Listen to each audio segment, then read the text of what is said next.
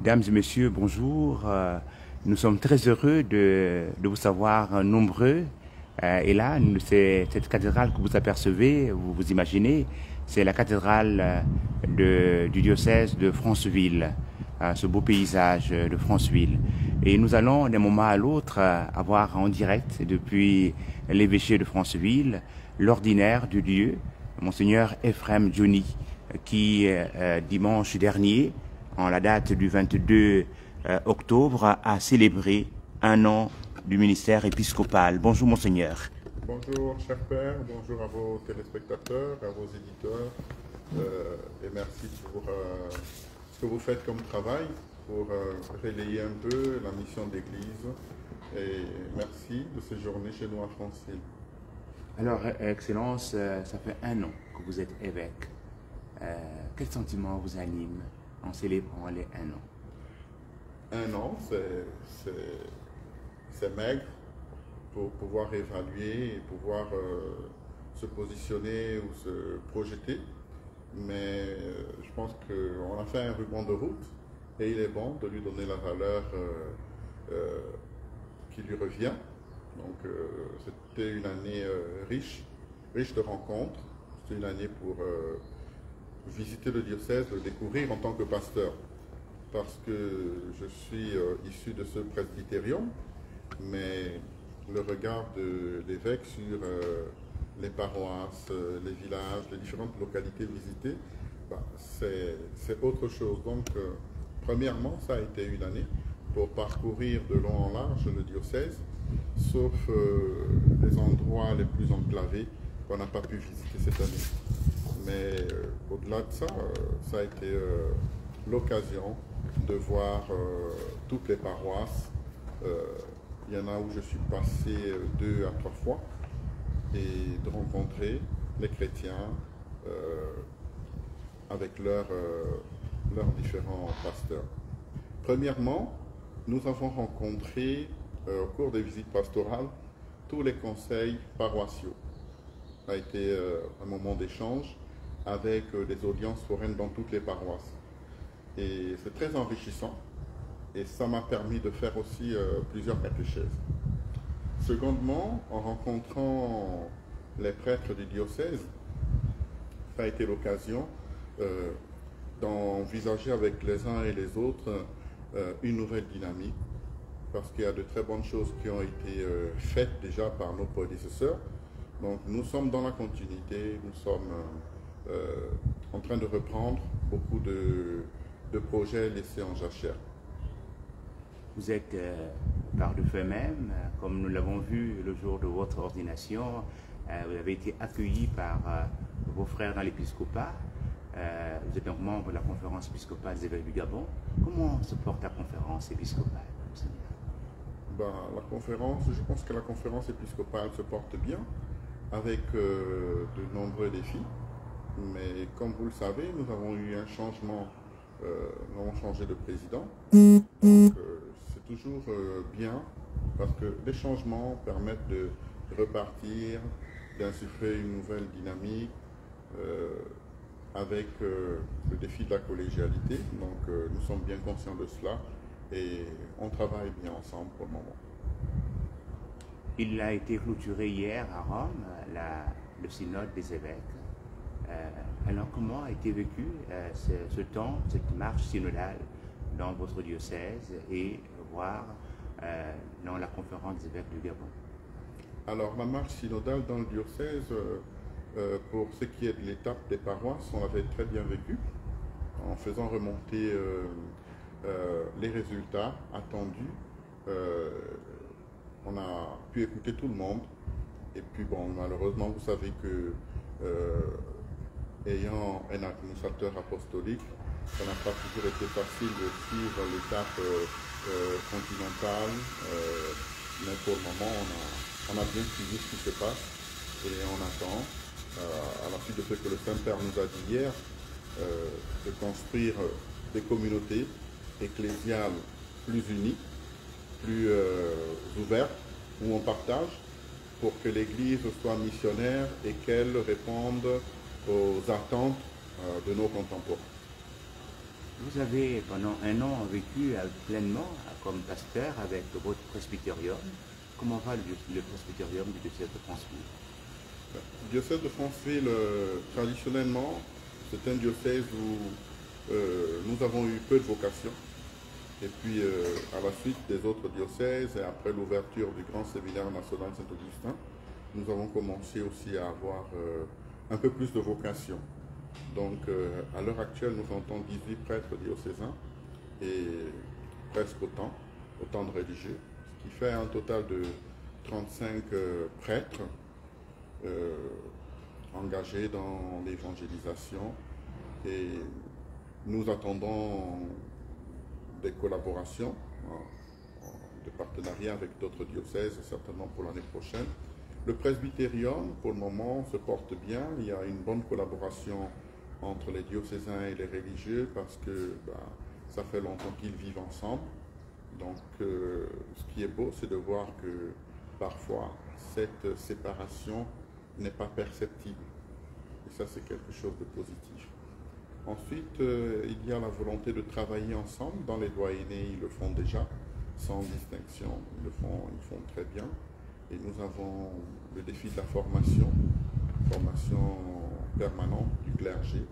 Ça, nous en sommes conscients. Et nous nous préparons d'ici à la fin de l'année à vivre ensemble notre retraite annuelle sacerdotale, avant le mois de décembre.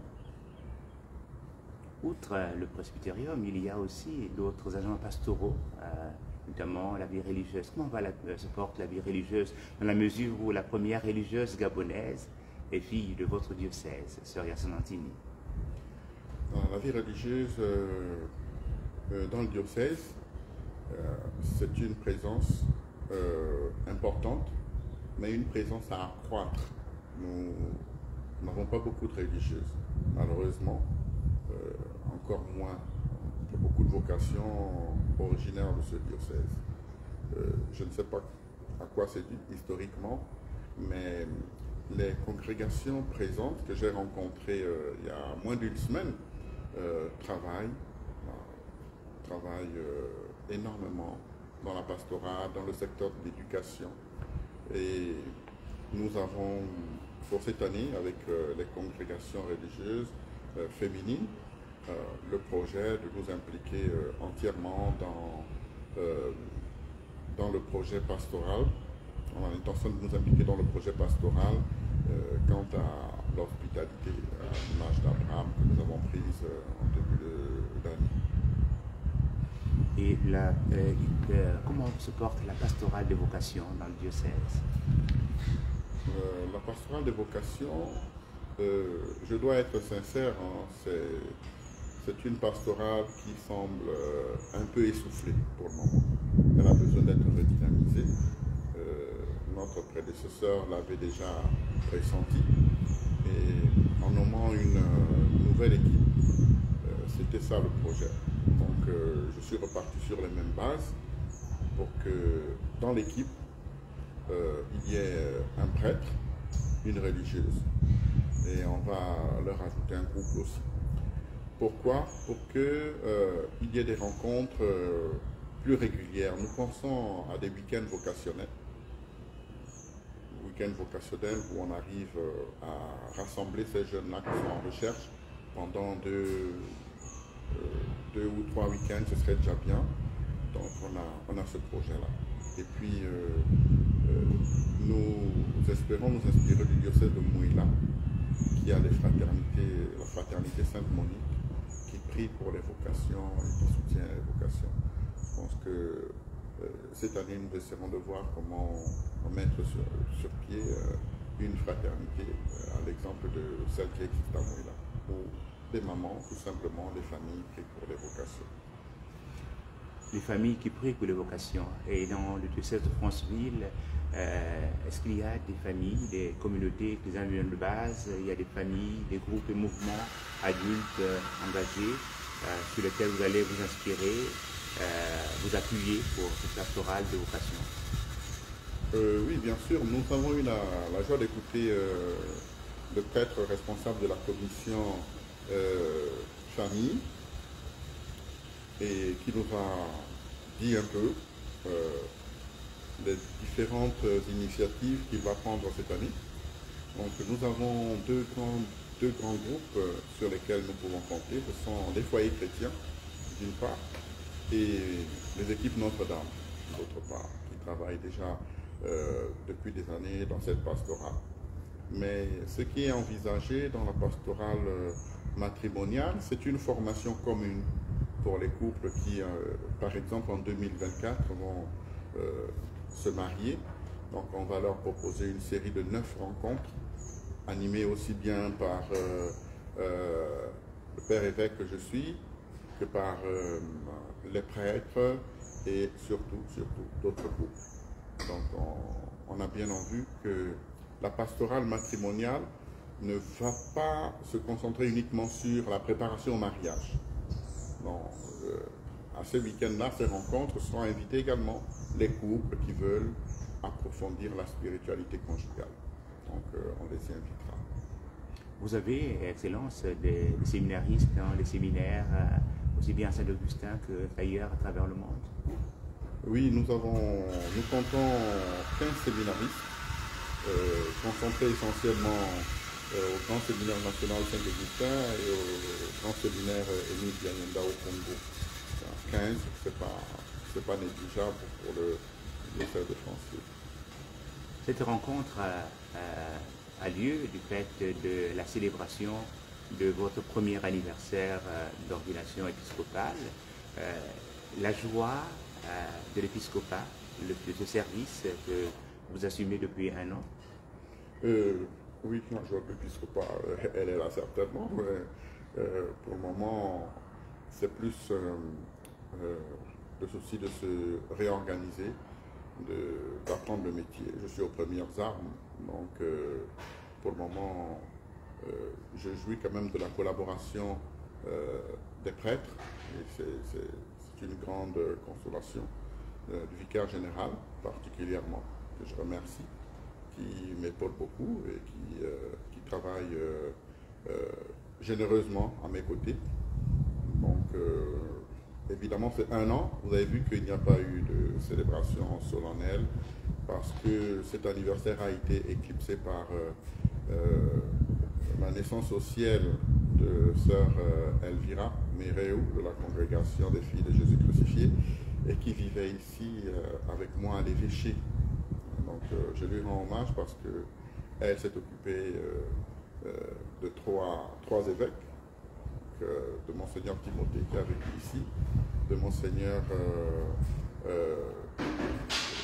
Basile qui est venu ici pendant 2 ans comme administrateur, de Monseigneur Jean-Patrick, et maintenant elle s'est occupée de moi pendant toute une année. Donc une vraie bénédiction pour l'évêché et pour l'évêque ici.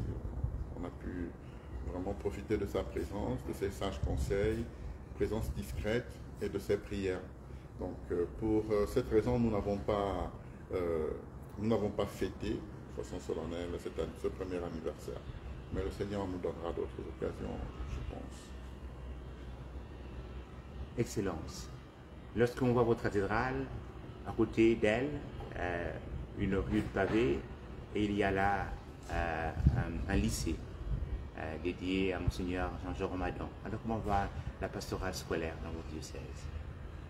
La pastorale scolaire, comme ailleurs, c'est un souci, parce que nous sommes bien conscients que, à la suite des missionnaires, la présence dans nos établissements est une présence qu'on doit lire comme une continuité de ce que nous faisons à l'église. Vous voyez que partout, dans toutes nos paroisses, là où il y a l'église, il y a une école. Parce que les missionnaires n'ont jamais séparé ce qu'ils faisaient à l'église de ce qu'ils faisaient à l'école. Donc c'est une pastorale qui demande que nous soyons présents, que nous soyons aussi un peu plus outillés, parce que notre absence dans ce domaine m'a fait perdre en qualité, l'enseignement catholique.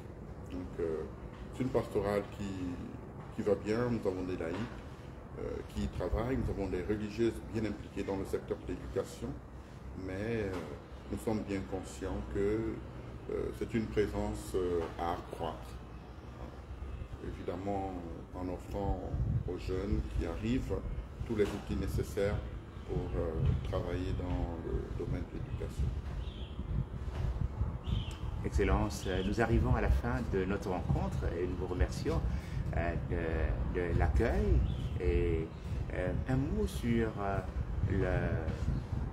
ce qui va être le leitmotiv de tous les diocésains de Franceville, quel est le thème pastoral que vous avez choisi et l'invitation sans doute à tous les diocésains de Franceville de se mettre en marche avec vous.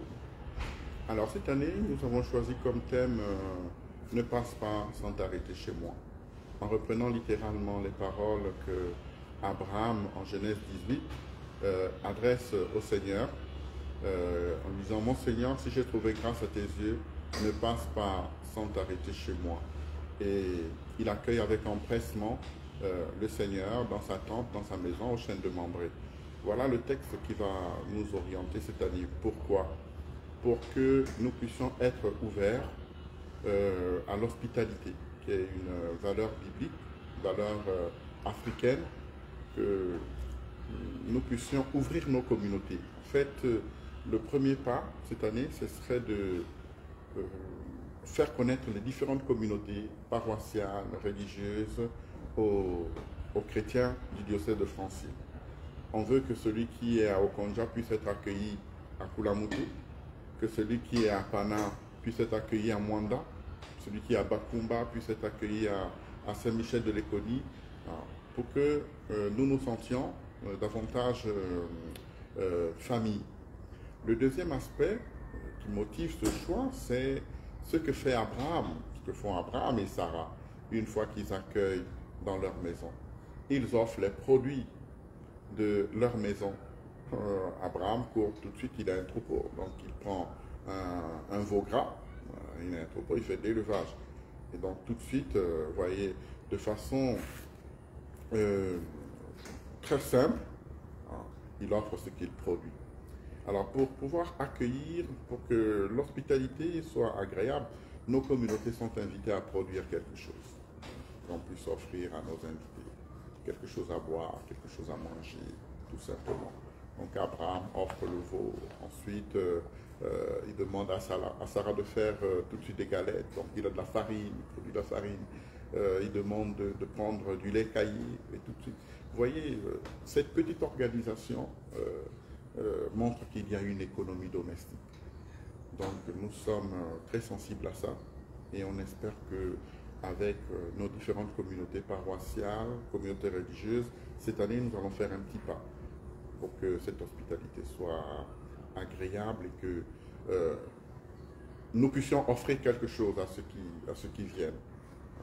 Comme le Abraham, voilà, vous voyez, il sort tout ce qu'il a dans sa maison. Il offre au Seigneur et ce n'est qu'après que la bénédiction du Seigneur arrive. Parce que toute cette générosité, cette ouverture, cet empressement, cette volonté d'accueillir, nécessairement, elle se transformera en grâce, bénédiction et fruit de la rencontre. Ces rencontres sont des lieux où Dieu se manifeste pleinement.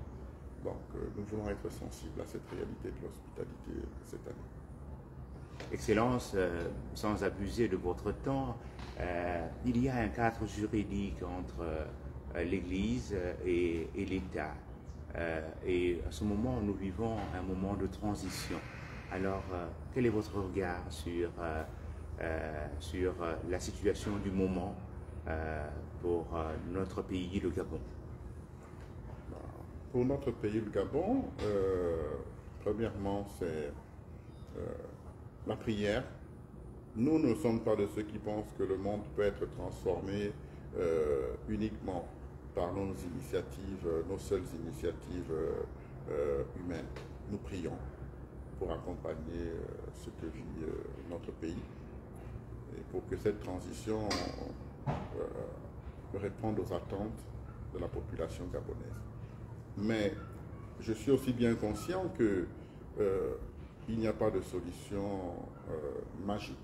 Il faudra que tout le monde se mette au travail, que les gens renoncent à leur égoïsme et que nous tirions des leçons du passé, parce qu'il est facile de se dédouaner quant au passé, mais si on regarde bien, je pense que chacun doit faire un examen de conscience pour que nous puissions transformer ce pays, pour que nous puissions le rendre plus agréable et que nous puissions donner une chance à tout le monde, particulièrement les plus défavorisés.